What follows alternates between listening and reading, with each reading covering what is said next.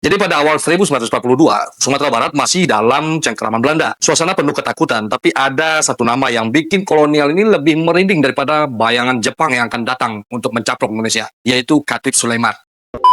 Kalian pernah tinggal di Padang atau pernah lewat di kota Padang, pasti kenal sama Jalan Khatib Sulaiman. Jalan ini lebar, sibuk, dan penuh sejarah. Sejarah yang ironisnya lebih sering dilupakan daripada diingat. Sepanjang jalan berdiri bangunan penting di sini. Ada Masjid Raya Sumbar yang bentuknya mirip kapal, ya. Ada juga kantor DPRD Sumbar, pusat belanja Transmart yang sibuk menjual diskon, hotel-hotel besar yang sibuk menjual mimpi, sampai rumah makan Lamun Ombak yang legendaris karena porsinya bisa bikin lu lupa diet. Kalau di siang hari, jalan ini jadi parade kendaraan yang sabar hanya di lampu merah saja berhenti, ya kan, sambil menunggu lampu hijau. Malamnya anak muda nongkrong sambil pura-pura romantis di tengah polusi. Pernah ada Car Free Day di sini, tapi sekarang sudah bebas jadi Carful Day. Dulu balap liar merajalela juga di sini karena jalannya mirip sirkuit. Bedanya di sini penonton nggak bayar tiket, tapi bayar nyawa kalau lagi apes. Jalan di sini ini lebar, megah, jadi urat nadi kota Padang. Namanya itu Jalan Khatib Sulaiman. Tapi ironisnya nama itu bukan sekedar papan jalan loh. Itu adalah monumen birokrasi yang setengah hati. Khatib Sulaiman, siapa dia? Halo bro, Assalamualaikum warahmatullahi wabarakatuh. Mulai lagi dengan saya Dafan Mulifa di Mulifa Channel.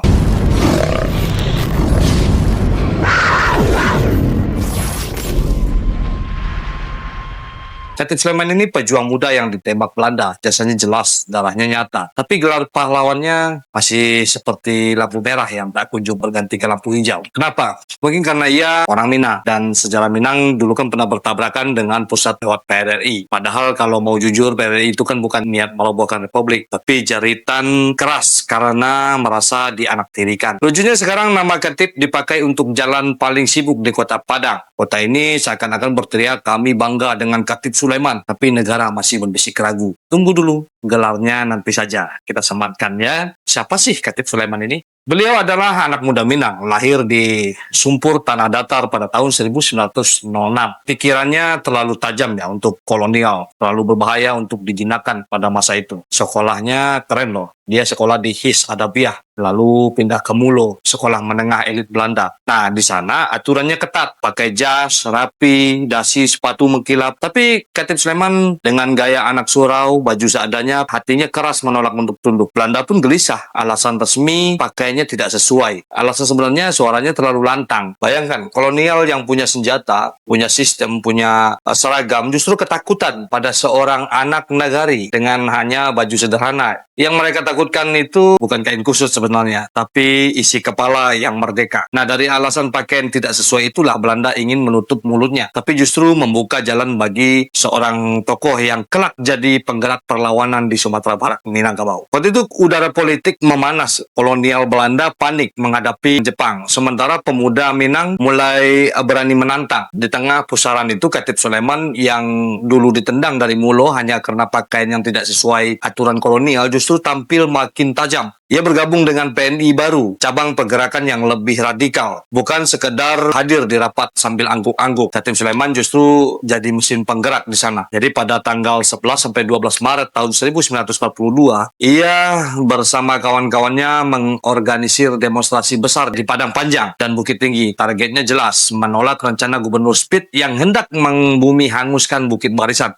Katanya sih strategi melawan Jepang, kata Belanda ini ya. Tapi bagi Khatib itu bukan strategi, itu pengkhianatan terhadap tanah sendiri. Taktiknya sederhana, tapi bikin kolonial keringat dingin waktu itu. Ia tahu propaganda butuh kecepatan, maka ia cari kader yang bisa mengetik cepat. Pilihannya jatuh pada Al-Murad yang ditugaskan mengetik dan menyebarkan selebaran ke kalangan pemuda. Nah, selebaran itu bukan sekedar kertas, tapi peluru ide yang menyalakan semangat. Dan puncaknya, seruan demonstrasi ini ditutup dengan pesan simbolis. Jika merah putih berkibar di puncak bukit, maka aksi dimulai. Bendera jadi tanda, bukit jadi panggung, rakyat jadi aktor. Nah, itu bukan sekedar demonstrasi, tapi deklarasi perlawanan terbuka terhadap kolonial ketika itu.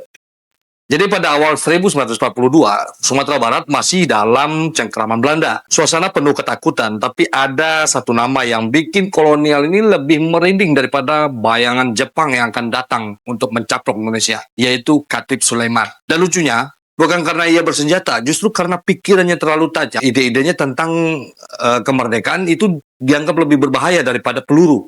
Belanda pun bertindak. Khatib Sulaiman ini ditangkap dengan tuduhan subversif, istilah halus untuk orang yang terlalu berani bicara ya. Tuduhan resminya menghasut rakyat dan menentang kebijaksanaan kolonial. Tuduhan sebenarnya sih ia tidak mau tunduk sebenarnya. Lalu ia dibuang jauh ke Kutacane, yaitu di daerah Aceh Tenggara. Tujuannya jelas, memutus pengaruhnya dari tanah Minang, menjauhkan ia dari jaringan pergerakan kemerdekaan. Tapi Belanda lupa satu hal, ide tidak bisa dibuang. Di pengasingan, Khatib tetap berhubungan dengan kawan-kawan seperjuangannya. Masa pembuangannya justru jadi ruang refleksi, mengasah tekad dan memperkuat keyakinan bahwa Republik harus lahir. Ironi sejarah muncul pada pertengahan 1942. Jepang menang perang, Belanda kalah, sistem kolonial pun runtuh, dan Khatib Sulaiman dibebaskan. Ia kembali ke Sumatera Barat, bukan sebagai orang yang patah, melainkan sebagai pejuang yang makin keras kepala, seolah-olah Belanda sudah memberi kursus singkat tentang bagaimana caranya melawan lebih keras lagi. Pada tahun 1943, Jepang punya ide mendirikan Gyugun. Gyugun ini pasukan lokal yang katanya untuk bantu perang Asia Timur Raya. Katanya sih untuk kejayaan Asia.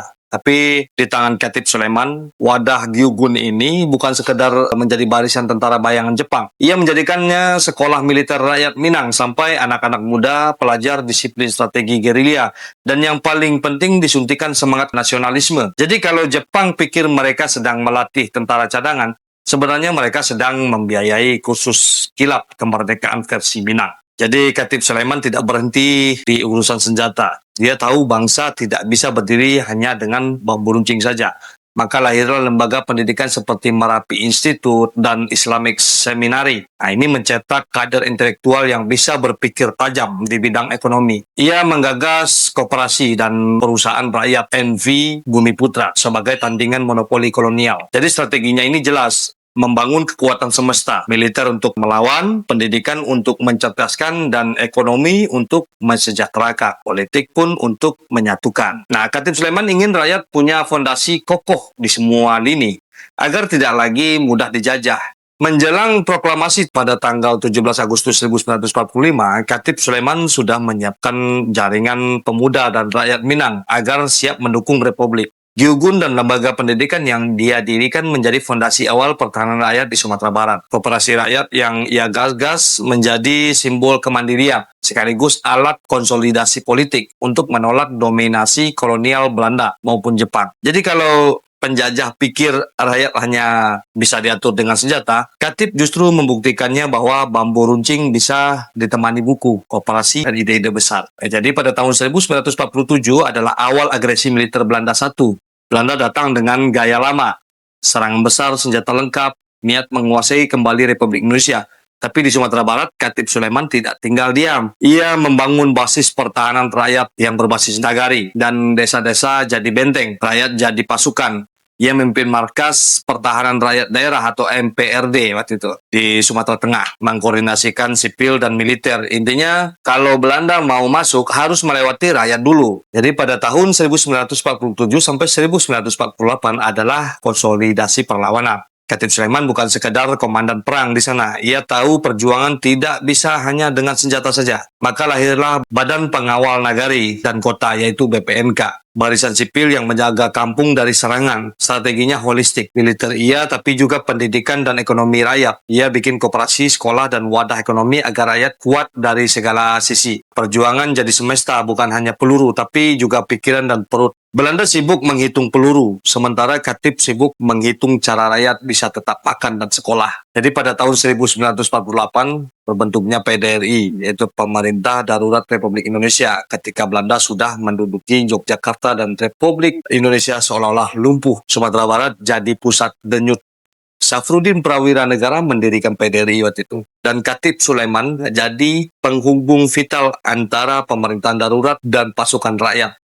Ia memastikan komunikasi lancar, strategi jalan, dan semangat tidak padam. Republik bertahan karena ada orang-orang seperti Khatib Sulaiman ini. Negara yang hampir lumpuh justru hidup kembali berkat orang yang dulu ditendang dari sekolah karena pakaian yang tidak sesuai. Sampailah di babak akhir petualangan Khatib Sulaiman. Jadi pada tanggal 14 sampai 15 Januari tahun 1949 terjadi tragedi Si-7 Batu. Inilah babak paling getir. Ketika itu rapat rahasia digelar di Lurah Kincia Si-7 Batu. Khatib memimpin langsung membahas strategi menghadapi Belanda. Tapi informasi bocor, ada pengkhianatan di sini. Pada dini hari, Belanda mengepung sekitar pukul 5 subuh ya, serangan dimulai. Katib tidak diam, tapi melawan. Beliau sempat menembakkan pistolnya kepada Belanda, tapi akhirnya tetap gugur bersama 69 pejuang lainnya. Tragisnya, ia masih menggenggam dokumen instruksi gubernur militer Mr. Sultan Muhammad Rashid sampai detik terakhir dia meninggal,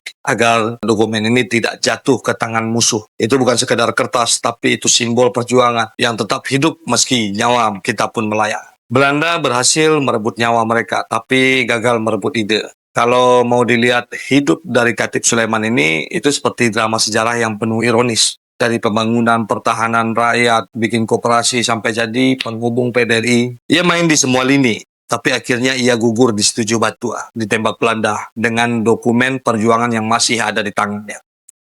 Belanda pikir dengan peluru bisa mematahkan semangat. Nyatanya yang mati itu cuma tubuh, bukan ide. Nama Katib Sulaiman tetap hidup, bahkan jadi nama jalan utama di Kota Padang. Tapi negara masih ragu kasih gelar pahlawan nasional kepadanya. Seakan-akan perjuangan yang berdarah-darah itu masih harus antri di loket birokrasi. Sampai di sini perjumpaan kita bersama saya Dafan Mulifa. Majulah Minangkabau, majulah Indonesia. Assalamualaikum warahmatullahi wabarakatuh.